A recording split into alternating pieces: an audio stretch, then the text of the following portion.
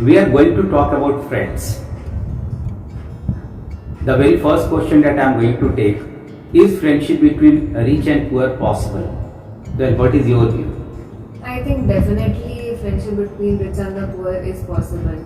I don't think there is any strict possibility of not being friends with someone who's not financially as strong as you. So yeah, I think it is possible. Just because you are taking the side that yes, it is possible, let me stand at the opposite side. Okay.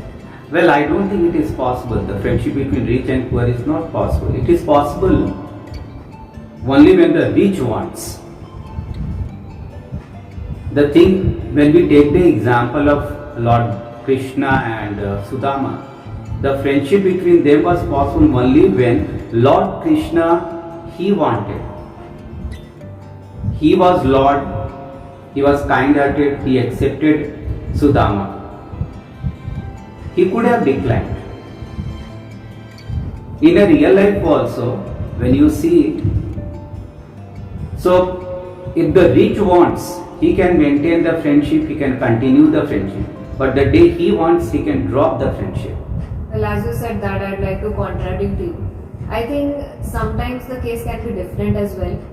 I mean, even the poor person, out of feelings of maybe inferiority complex, certain complexes, I see they are the one who are hesitant in keeping up their friendship with the rich person. Suppose both have been to the same school, they have studied, passed out from the same school. Now both are working in particular jobs. Now one is doing really well, whereas the other one is struggling. So automatically these feelings of jealousy or complex arises, and they start avoiding their old friend because they don't want to confront this reality that they both came out of the same place but they couldn't reach the same level. So I don't think it's just because someone is rich, they are the ones who have complete control over the friendship. I think the poor can also have certain feelings of... Actually the poor, they don't have control. What you just told, it is not about the controlling, it is about having the complex feeling. Right, yeah. But what I am talking about, the controlling power that the rich, they are having. But I think control does not only have to be monetary control. I think these kind of controlling things can be related to emotions as well. Emotion or manipulation, where you make someone feel as if they have done something wrong. Because I know these kind of situations where if someone is really successful doing well for themselves, someone can make them feel guilty for it. Like, look at my situation and you're doing so well. And the rich person can even feel like, I worked for myself this hard, so why am I supposed to feel guilty for it if you couldn't do so well? You will find that maybe in the school they were together. Out of 100 cases, you will find that only 5 to 10% friendships continue when they grow up. Especially the friendship between rich and poor I am talking about. Friendship or any relationship, I think it is based on give and take. Generally, if the poor, he is there, maybe he is very intelligent and all, he is sharing his intelligence with the rich, then the friendship can continue. But he is always at the receiving end, then I think the balance is broken. Then the friendship can't continue. Okay, now let me take the other topic related to friendship only. The second was, is friendship between girl and a boy possible? Well, I think right now we are in the 21st century. It is the year 2021. So at this point, if I ever come across anyone who has any questions regarding this, it somehow irritates me because I think definitely 101% friendship is friendship. It has nothing to do with gender, Obviously, you can be friends with the opposite gender. Well, from inside I accept what you told, and I am rather at your side only, but let me speak against that. Okay. Look, initially they remain friends, but after some time either girl starts having the soft corner for the boy or the boy starts having the soft corner for the girl. And the moment you start having the soft corner, the meaning of friendship changes. So you start being over possessive. In a friendship, you cannot have the over possessiveness. So I'd like to cross point that So I think that happens obviously it can happen, obviously. It happens in cases when you are attracted to that person. It might even sound funny. For example, you're friends with someone and neither of you think that the other person is attractive. You think they're ugly, they also think you're ugly. So I don't think there's any scope of, like it does happen. Like you're not attracted to that person. You just are friends with them because you like them for who they are, their nature or anything. But you cannot even imagine being, close to them as a partner or something. So then the friendship is quite chill. There's no scope of any such thing. But you didn't contradict me. The thing is, I'm talking on a different level. I just told that when you start having soft corner for someone, and generally it happens, at least in India it's quite common, especially in the places like Jharkhand and Bihar, I see that it's very common. How will we come to know whether there is a over possessiveness? The thing is, the girl will start dictating the boy that you don't talk to that girl, you don't mix up with them. It is not friendship, do remember. The same about the boy, he will start dictating the girl, you don't wear this sort of dresses, you don't keep the hairstyle like this, you don't keep the company of that boy, he is not nice. Who the hell you are to talk like that? Exactly, I'd like to completely contradict with that. I think that if any of these things are happening in that friendship, then it is not a healthy friendship. I don't think that is how friends are supposed to be.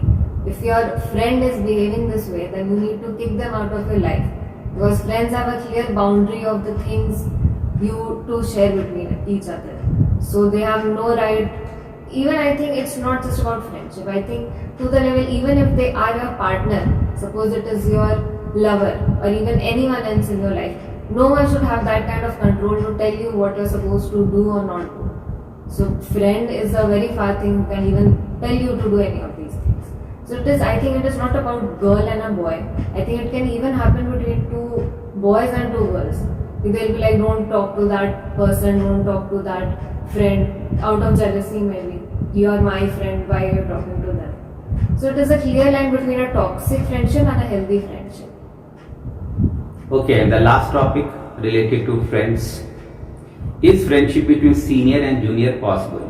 Senior and junior means there is a difference of say 5 or 10 years. Well, I actually don't know because I think friendships are basically formed in 3 organizations. The first one is school, second is college, and your workplace. So I don't think in that environment you have that kind of accessibility to be friends with someone who's 5 years older to you or younger to you. So, like for example, if you are in standard 10th, I don't think it is actually mentally possible to be friends with someone who's suppose in standard 5th or 6th. So when you do grow older, for example, you're in your workplace, then I can think maybe it is a possibility. There is a married woman and there's just a girl who has passed out of college, so that can be a nice friendship.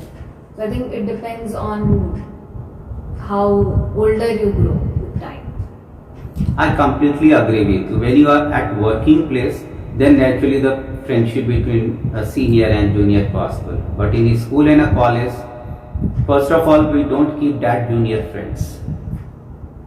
And in case there is a friendship, so-called there is a friendship, what happened that a junior, he always pays certain respect to the senior. He cannot share all his secrets, all his problems to senior, and the senior likewise won't like to share all his secrets and everything to the junior. But in a friendship is such a relationship in a which we feel very free and we feel like sharing everything that we have inside. But with a junior and senior, it is not possible. There is a line, there is a certain line that demarcates that up to this limit only we can be friends. After that, you have to maintain and you have to give the due respect to the senior, and senior will also maintain the boundary. So since this topic has come out about friends and age, I'd like to share something fun about this generation. So there's this new war going on between the term millennials and Gen Z. Millennials refers to people who were born in 90s, like 1995 and stuff, and Gen Z are the current generation born from 2000. So there's constant this bickering between the two generations.